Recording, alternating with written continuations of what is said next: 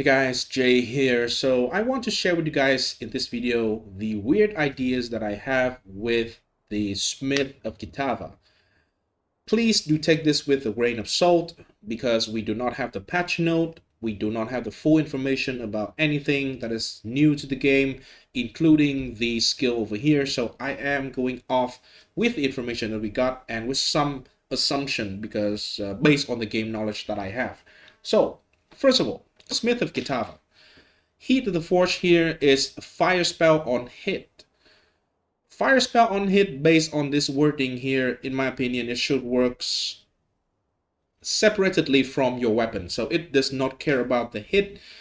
You don't need to hit with your weapon to actually trigger. That'll be less cool and there's no real reason for it anyway. If they want to do that, they should be on melee hit or something, then that will make sense, right? Because on the Mjolnir, which is also teased in the landing page, we see that lightning spell on melee hit. That is what is on the Mjolnir.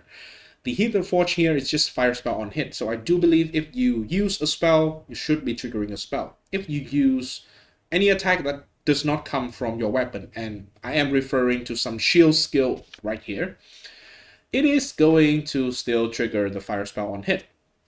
So this is the main thing that I'm going to build around. And obviously, if anyone play this class really, I think this is a no-brainer, right? Forge and Flame and Cold Stalker. So we will just have 90% all resistances, obviously. Very tanky. And yeah, because we only have 2 points left, by the way. I think the function of this Smith Masterwork is going to be you need to spend 1 point for if you choose one option over here. So I don't think 2 points is going to be worth a body armor slot. You can just have equal if not more from a body armor slot. So I will not be taking Smith Masterwork. Which bear the question, there is only 2 options left, against the anvil or leaving weapon. So I think the last point I am going to take is going to be against the anvil, because let's just say if we have the Hammer of the God nerf, I don't think, because the skill kind of function in, and it is designed in a specific way, I think Hammer of the God is doing what it's supposed to do. So maybe it got nerfed a little bit in damage, but I think it is probably still going to be one of the best skill in the game for a single target, for one big hit. So maybe we can still build something around that, Hammer of the God. Maybe. So if that is the case, right, I can still use Manifest Weapon because, no, actually, sorry. I can still use Temper Weapon because Temper Weapon, if you actually notice in the content reveal trailer or content reveal video from GGG, you will see that every time you slam down on the anvil with your hammer while tempering the weapon, mid-combat, you are getting one single charge. That is like an exert that it would just consume after you use one single attack. So it kind of like synergy well with slow and big hit that you do not use often. And I think if I am going to build around the Hammer of the God, then this is kind of no-brainer, right? I think this is going to be pretty good. Why? Because Temper Weapon, right?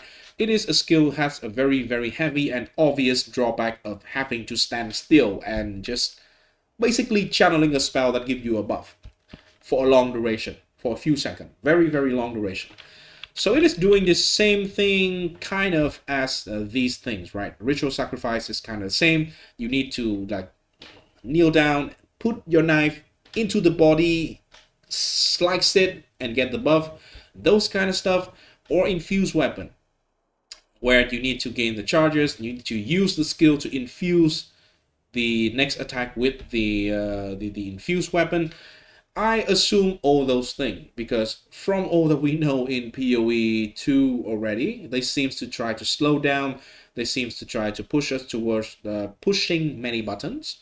So infused weapon is a skill that you use that consume the charges and infuse your next attack. So a lot of clunkiness built into it, but it pays off in the sense that for infused weapon, it is technically like a buff to your attack. It is going to give you an additional 612% attack damage as an explosion. So I do think that temper weapon is above your melee skill, that is going to deal more damage, and it is going to give you an explosion. I do strongly think that the temporary weapon is going to give you roughly the same amount of damage as the infused weapon. At least that is what is my assumption, right? So it is going to be a very significant amount of damage. So I do think that is probably going to be the choice. But in any case, if there is anything cool with manifest weapon, we can still use manifest weapon. Worst case scenario, right? I'm not using a melee weapon and I can use, let's just say, a scepter, and we will see how a scepter is going to interact with manifest weapon. We are going to gain the spirit, and maybe the aura from the manifest weapon can actually affect the character. That is going to be pretty damn insane, because we can do purity of fire on it, for example. That is just a very simple idea, right?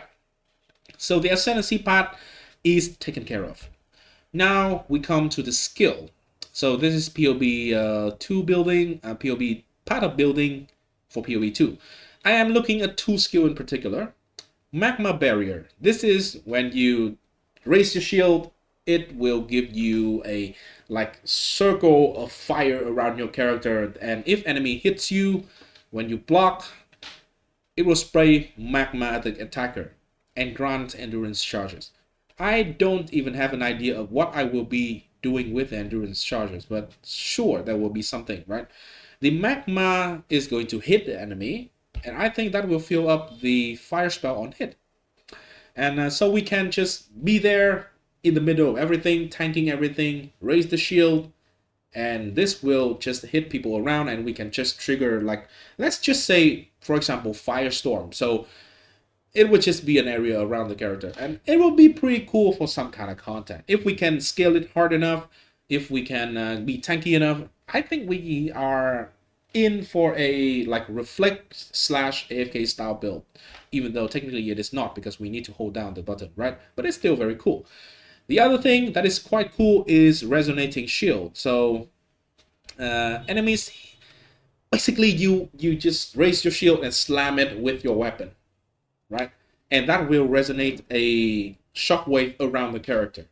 And yeah, when the shield raised, you block all the damage, and it would just create shockwave all around, and you can still move at a very slow speed. So now a new thing comes in the next patch is the Rhoa. I do think from what we see, the Rhoa is just a spirit skill gem, so there is no reason that we cannot use it with any other class. I mean, if we can ride a Rhoas in here, we will have no penalty on speed, and we can just run around very fast, just slamming the resonating shield, and it'll just create like chaos. I think that'll be very funny shit to see, and I intend to try to make it happen, right? So this is going to be, I think, pretty good looking with the Rhoas. I'm very skeptical on the damage, right? Chances are the DPS is going to be insanely bad, but at least I would try to see if it looks like anywhere as funny as I thought it would be. So this is going to be the skill, right? The mainly I'm going to build around this one. Obviously, we can have like single target setup. That will be determined later. Maybe even, you know, what if I can use like a cool spear or a cool unique spear of some sort and have something funny to do with it with the manifest weapon or things like that? There is no indication that the tempering weapon is not going to work with any like other skill. Like I can still use a spear. There can be, from what we see, there is a very big golden beam from heaven that is striking down the enemy, and it looks like, right? It looks like it is this actually. Let me just find it. Sorry. Okay, flashbomb. This. Oh shit. I need to do right click and open with photos. All right. So it seems to be the Spear of Solaris. I think that this can be like a Hammer of God kind of skill, right? So maybe we can do something with this one for single target that will looks cool.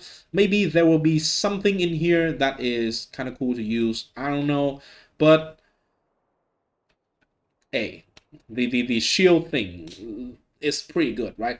There is one concern on this setup with the spear that I'm not sure if it is going to be usable with a armor spear. POE2 is different than POE1 in the sense that offhand I don't know if it's going to be the same restriction. They specifically said that the parrying skill is going to come with the buckler, right? So it is like an energy, it is like an evasion shield. If that is still a shield, that means we can still raise. That means we can use a armor shield with the raised shield. That is important because this is raising shield, right? So maybe it just worked with an armor shield and not the evasion.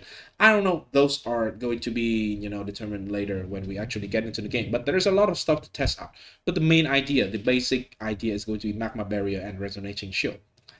Anyway, we are going to be on the warrior side, right? So we are going to be on this side, and there's quite a few cool things that we can have, right? We can have the 2% maximum fire resistance for each 40% uncapped fire rest. So we can just literally stack a bunch of fire resistant and get 90% resistances. And then, of course, we can get all the cold and lightning resistant that we need anyway. So this is going to just take care of a lot of problems that we might have with the class. And then maybe we just get more AoE and stuff like that. Just quite simple block on the way. So everything is kind of on this side, right? That is the whole idea. So mainly the couple of questions that I need to actually test in the game and confirm is going to be, first of all, is the fire spell on hit is going to work the way that I think it will. Can we use Rhoa on everyone? I think we can, right? And last but not least, the shield thing, is it going to be able to use with, is the buckler also a shield? So can we use a spear as just a normal one-handed weapon? Or it is going to be specifically tied into a buckler? That might not be a problem. I don't think it is going to be a problem. But anyway, that is everything I want to share in this video. So thanks for watching, guys. I hope you are hyped for the upcoming patch, because it's been a while since we have something new to play with in POE2. We did have some fun with the Legacy of Frisia in POE1, but yeah, that didn't last too long, at least for me. So yeah, thanks for watching again, and I'll see you in the next one. Please leave a like and subscribe. Peace.